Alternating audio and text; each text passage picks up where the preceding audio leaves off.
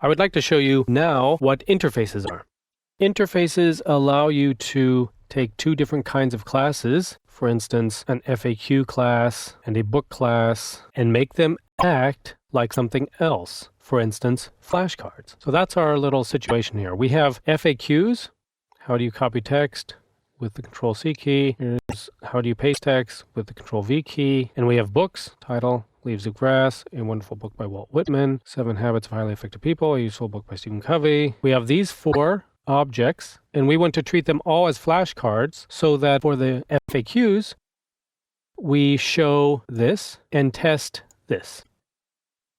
For the books, we'll show the description and test the user for the title. Let's look at our classes real quick. FAQ, we have a property question, which is, for instance, how do you copy text? An answer, which is, for instance, with the Control-C key, and the constructor, which allows us to send the question and the answer. And it's the same with the book title, description, send the title and description, and that's all it is. So just to keep our feet on the ground, what happens when we run this? Absolutely nothing, because we don't have any code that executes yet or shows us anything yet. It does actually build these objects. So the next step is to make an interface called flashcard. Interface, I flashcard. Interfaces are usually preceded with I.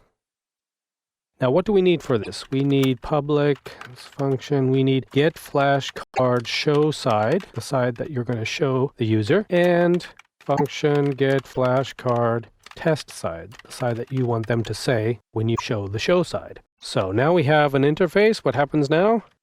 Absolutely nothing. These are just defined. Now we're going to say, just as we said with inherited extends, we're going to say implements. You implement an interface. Implements I flashcard. Super. And implements I flashcard.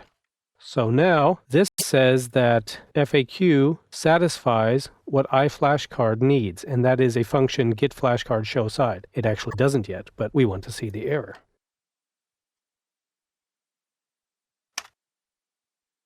Here we get another error that can be very confusing if you don't know where it's coming from. The problem is that with interfaces, all of your interfaces and classes must be before your executed code. So let's put the executed code at the end.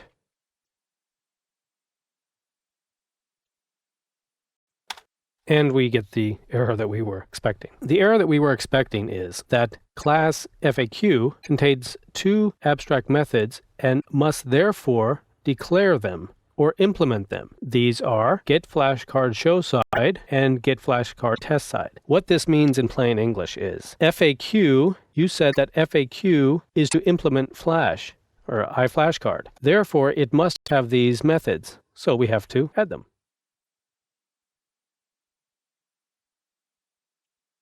Let's copy them, get flashcard show side. So public function, get flashcard show side.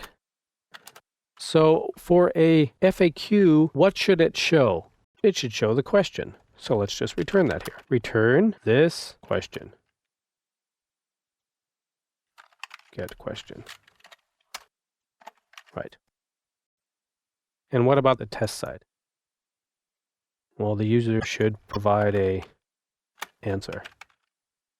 So that's what we'll say. Return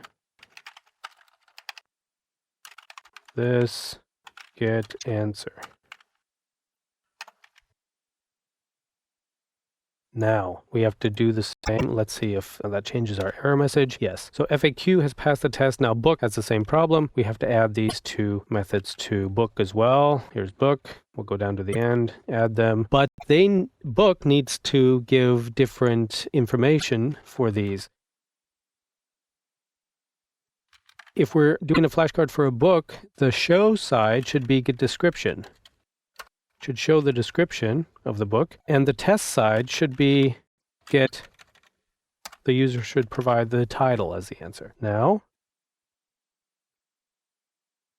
PHP is satisfied. That means that we have said that we want to implement this interface, and we actually do it now.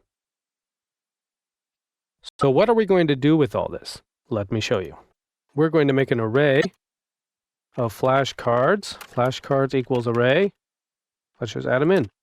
FAQ1, FAQ 2, book 1, book 2.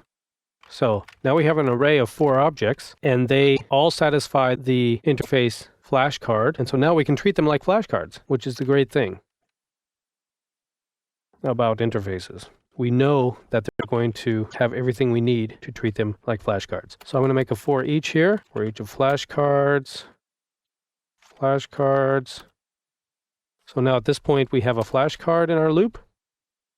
Now let's make a nice way to display this so it displays the show text and then enables us to mouse over and have it show us on the mouse over the test text. I'm going to use the HTML tag acronym to do this instead of using all the JavaScript that you would normally use.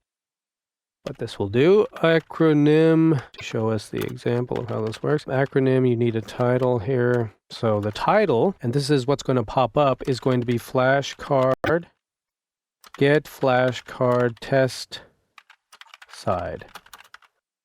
Okay, that's what's going to pop up. Now, what are we going to show on the screen? Flashcard, get flashcard, show side.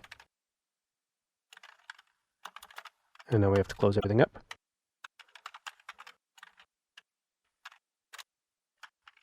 Let's add a whole bunch of breaks here, just so that we have space between them all. So it looks really nice.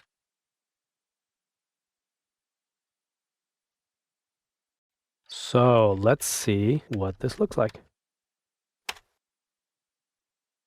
We have the show side of each of our flashcards.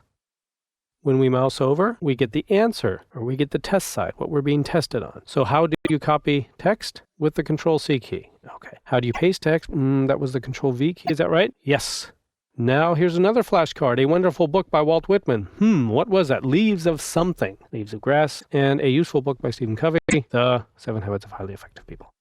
So you can see here that we have FAQs and we have books, all being treated like flashcards. This is called, by the way, duck typing. You call it duck typing because it goes by the philosophy of if it looks like a duck, treat it like a duck. And each of these objects, no matter what they are, look like flashcards. And we can treat them like flashcards because we know that each of them implement the flashcard interface.